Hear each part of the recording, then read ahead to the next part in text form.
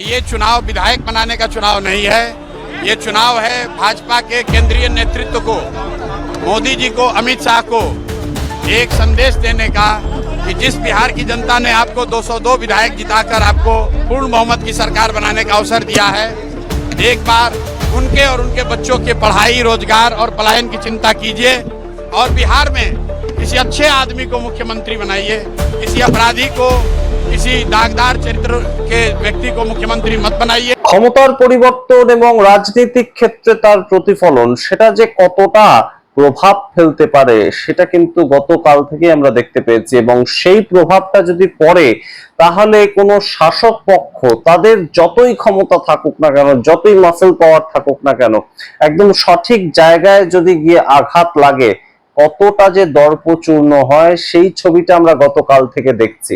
তার কারণ বিহারের একটা উপনির্বাচন ছিল এবং সেই উপনির্বাচনে প্রশান্ত কিশোর তিনি যেভাবে একদম রীতিমতন প্রত্যেকটা পলিটিক্যাল পার্টি, প্রত্যেকটা পলিটিক্যাল অ্যানালিস্ট তাদের চমকে দিয়েছেন এবং চমকে দিয়ে তিনি একটা ভয়াবহ রেজাল্ট করে এসেছেন এবং তিনি নতুন বিধায়ক হিসেবে উঠে এসেছেন, সেটা সত্যি এই মুহূর্তে বেশ খানিকটা অবাক করে।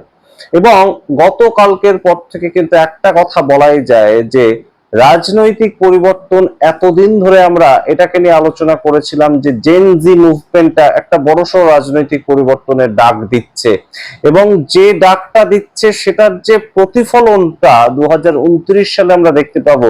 কেউ বলছিলেন 2027 সালের উত্তরপ্রদেশে ভোটে দেখতে পাবো, কিন্তু এত তাড়াতাড়ি যে দেখা যাবে সেটা হয়তো অনেকেই ভাবেননি। এবং সবচেয়ে ইন্টারেস্টিং, গতকাল 3টে ভোটের রেজাল্ট বেরিয়েছে, একটা মধ্যপ্রদেশ, একটা বিহার, একটা গুজরাট। এই 3টে জায়গায় 3টি উপনির্বাচন ছিল, কিন্তু সবচেয়ে নজর কেড়েছে বিহার। এবং বলাই বাহুল্য যে বিহার কেন নজর কেড়েছে তার কারণটা হচ্ছে যে এই বিহারের এই বাকিপুর সিটটা এতটাই বিজেপির কাছে সিকিউর সিট ছিল যে যখন প্রথম বাজপেয়ী সরকার তৈরি হয়নি দেশে, তারও আগে থেকে এই বাকিপুর সিটটাতে একদম যে দাঁড়াতো সেই বিজেপির হয়ে যেত। এবং বর্তমান একদম সর্বভারতীয় সভাপতি তিনিও, তার একটা গড় ছিল 2006 সাল থেকে 2025 সাল পর্যন্ত একটানা সেখানকার বিধায়ক ছিলেন নিতিন নবীন। তো সেই সিটে একদম সরাসরি সম্মুখ সমরে দাঁড়িয়ে প্রশান্ত কিশোরের জয় ছিনিয়ে আনা এবং মানুষেরও তাকে চুজ করা, সেটাও কিন্তু গুরুত্বপূর্ণ একটা ফ্যাক্টর। এবং সেটা কিসের ভিত্তিতে হলো এবং হওয়ার ফলে পরবর্তীতে কি ইঙ্গিত পাওয়া যাচ্ছে সেগুলো নিয়ে তো আলোচনা করবোই, কিন্তু তার আগে আলোচনা যেটা করতেই হয় যে এই মুহূর্তে ভারতীয় জনতা পার্টি কোথাও গিয়ে এত বড় ধাক্কা খেলো যেটা হয়তো 2024 সালেও তারা খায়নি। 2024 সালে এত ভোটে হেরে যাওয়ার পরেও কিন্তু অবশ্যই আমরা দেখতে পেয়েছিলাম 240টা আসন তারা পেয়েছিল। তারা হয়তো 400 ডাক দিয়েছিল, 300 পাবে আশা করেছিল, কিন্তু পেয়েছিল 240। তাতেও এতটা ধাক্কা হয়তো লাগেনি, এতটা ক্রাইসিস তৈরি হয়নি। গতকালকের যা খবর পাওয়া গিয়েছে যে এই ঘটনা ঘটার পর সন্ধ্যেবেলা ইমিডিয়েটলি মিটিং করতে বসেন অমিত শাহ, দেশের স্বরাষ্ট্রমন্ত্রী মিটিং করতে বসেন দেশের প্রধানমন্ত্রী নরেন্দ্র মোদী, এবং অবশ্যই নিতিন নবীন, যার সিটটাকে নিয়ে এত আলোচনা, যার সিটটাকে নিয়ে এত পর্যালোচনা হওয়ার পরেও কোনো মতেই ভারতীয় জনতা পার্টি টিকতে পারলো না, প্রশান্ত ঝড়ে উড়ে গেল তারা। এবং সেখান থেকে এই মুহূর্তে নতুন ভাবে কিন্তু আবারও তাদেরকে ভাবতে হচ্ছে। সমস্তটা নিয়ে বিস্তারিত আলোচনা করব আমি, অভিষেক। শেষ অব্দি আপনাদেরকে জানাবো যে কি কি এই মুহূর্তে সিচুয়েশন। বিহার কোথাও গিয়ে একটা নতুন অক্সিজেন দিয়েছে এবং যেটা কিন্তু অবশ্যই সামগ্রিক দেশের উদ্দেশ্যে অক্সিজেনটা দিয়েছে। তার প্রভাব কোথায় কোথায় পড়তে পারে বলবো আপনাদের, শেষ অব্দি দেখতে থাকুন। যারা এখনো সাবস্ক্রাইব করেননি অবশ্যই সাবস্ক্রাইব করে নিন।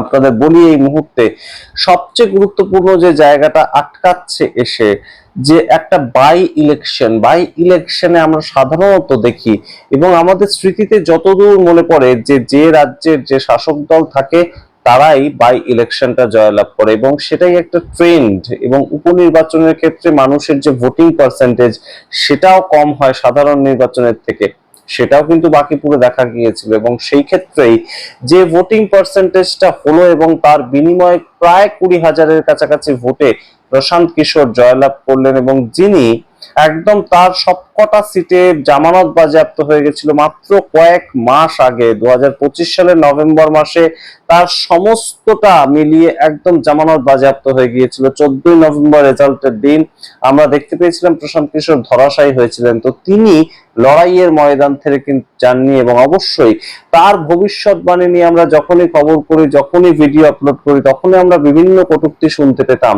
যে প্রশান্ত কিশোর নিজেই তো জিততে পারলেন না, কিন্তু তিনি মাঠে নামলে যে এখনো পর্যন্ত সেটা একটা ফ্যাক্টর, সেটা কোথাও কিন্তু গিয়ে প্রশান্ত কিশোর আবারও প্রমাণ করলেন। এবং গুরুত্বপূর্ণ বিষয় যেটা, তিনি যে লড়াইটা লড়লেন সেটা একটা সারা ইন্ডিয়াতে যত বিরোধী পার্টি রয়েছে তাদেরকে কিন্তু একটা চোখে চোখ রেখে লড়াই করবার মতন একটা বাড়তি অক্সিজেন যোগাবে। তার কারণ বাকিপুর এমনই একটা সিট যেখান থেকে ভারতীয় জনতা পার্টির যে কোনো মানুষ, যে কেউ যদি দাঁড়িয়ে পড়তো, শুধুমাত্র সে জিতে আসতো তাই নয়, বিপুল পরিমাণ ব্যবধানে জিততো। মাত্র কয়েক মাস আগে 14ই নভেম্বর যখন রেজাল্ট বেরোয়, নিতিন নবীন সেখান থেকে 51,000 ভোটে জেতেন। সেখান থেকে তাদের পরবর্তী প্রার্থী মাত্র কয়েকদিনের ব্যবধানে 20,000 ভোটের কাছাকাছি হারলেন।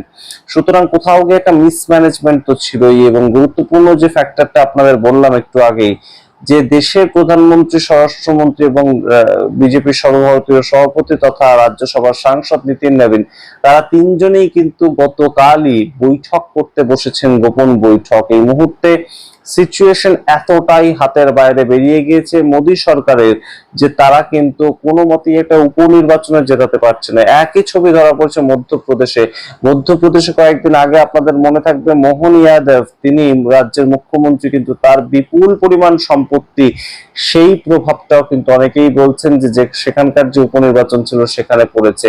এবং কোথাও গিয়ে সরকার বদল করতে হয়তো মানুষ পারছেন না, রিসেন্টলি সরকার চুজ করেছেন, সেই সরকারকে হয়তো তারা বদল করতে পারছে না, কিন্তু তারা যে সবটা পছন্দ করছেন না, এই ভোট বাক্সে কিন্তু তার একটা প্রতিফলন ধরা পড়লো। এবং অবশ্যই প্রশান্ত কিশোর যেভাবে একটা নতুন রাস্তা দেখালেন, যেটা একদম দেখিয়েছিলেন 2021 সালে শুভেন্দু অধিকারী, তিনি মমতা বন্দ্যোপাধ্যায়কে হারিয়েছিলেন একদম চোখে চোখ রেখে, রাজ্যের সিটিং চিফ মিনিস্টার, তাকে হারিয়েছিলেন বলেই শুভেন্দু অধিকারী কিন্তু একদম নিজের রাজনৈতিক যে প্রেক্ষাপটটা সেটা তৈরি করতে সমর্থ হয়েছিলেন। সেখান থেকে বিরোধী দলনেতা এবং তার পরবর্তীতে তিনি রাজ্যের মুখ্যমন্ত্রী হন।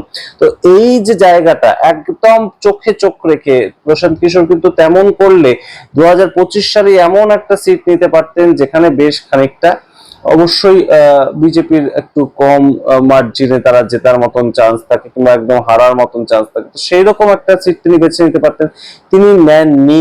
তিনি তখনও স্ট্র্যাটেজিস্ট হিসেবে লড়তে চেয়েছিলেন, কিন্তু তার পরবর্তীতে মানুষ একদম সম্পূর্ণভাবে কিন্তু চায় একদম যে নেতা রাস্তায় এসে লড়বেন, যে নেতা নিজেদের মধ্যে মাঠে ঘাটে থেকে লড়বেন এবং নিজে লড়াই করবার সাহস দেখাবেন, মানুষ তাকেই সাহস দেয়।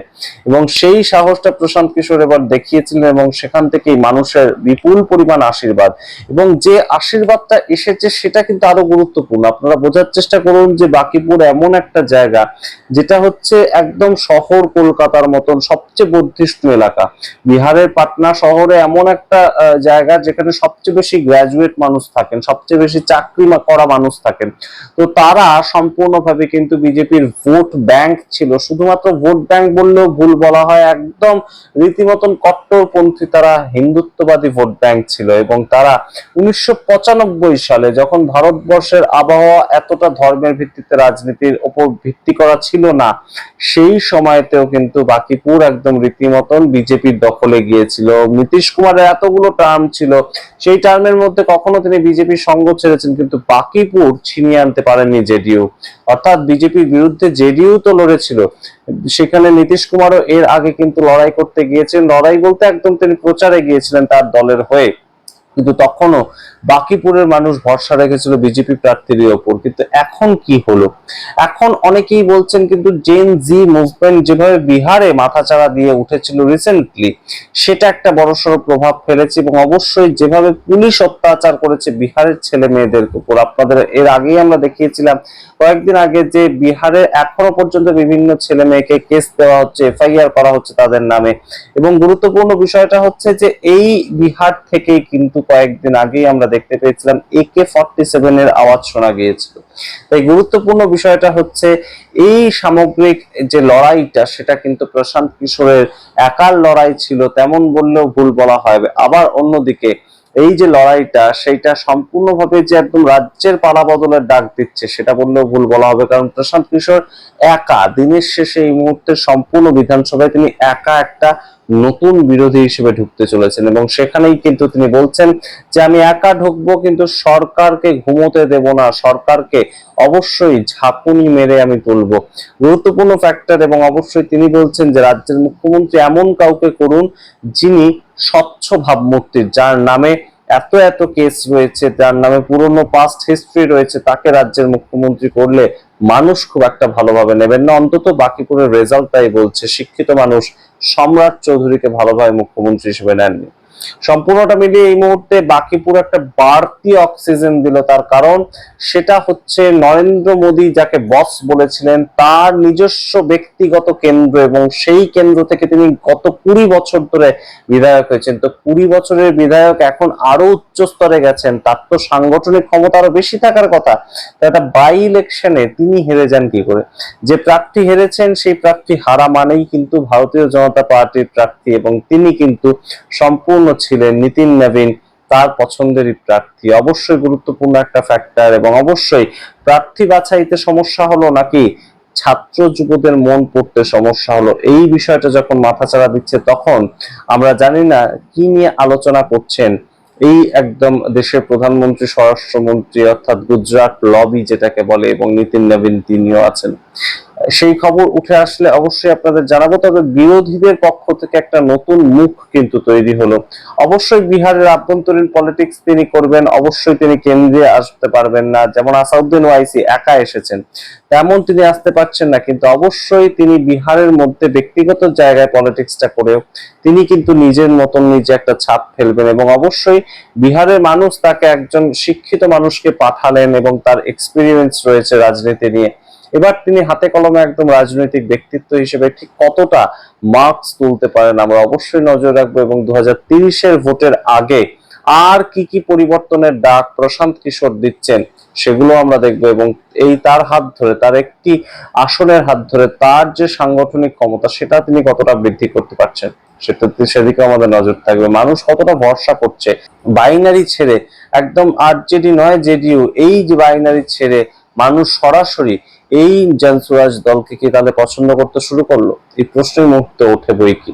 আপনারা সামগ্রিক রিপোর্টের ভিত্তিতে কি মনে করেন অবশ্যই কমেন্ট বক্সে কমেন্ট করুন। তবে বিজেপির বি টিম আর বোধহয় প্রশান্ত কিশোরকে বলা যাবে না, সেটা কোথাও গিয়ে গতকাল তিনি নিজেই প্রমাণ করে দিয়েছেন। আপনাদের মতামত দেখার অপেক্ষা করলাম। দেখতে এখন টক টু বাংলা, অবশ্যই টক টু বাংলা চ্যানেলকে সাবস্ক্রাইব করে দিন।